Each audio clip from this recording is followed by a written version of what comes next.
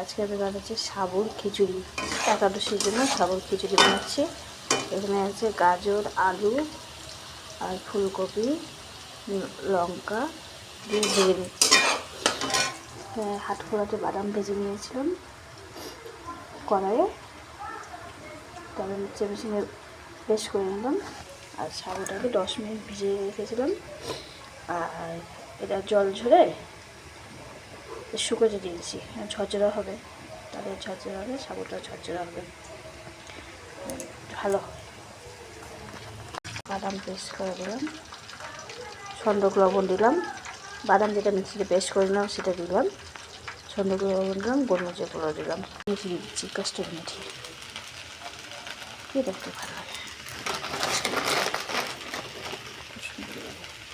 খেতে খুব সুন্দর লাগে কাস্টুরি মেথি।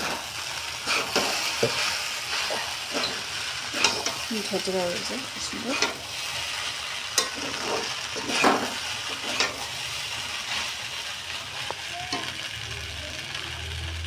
খুবই ভালো লাগে। সাবুর খিচুড়ি হয়ে গেছে, হচ্ছে আজকে দেখতে পারি। কালকে একাদশী ছিল, আজকে একাদশী বলে তো আমার শাশুড়ি আবার ছাড়াটা করে, যেদিনকে একাদশী সেদিনকে করে। এবার আমার সাবুর খিচুড়ি রেডি।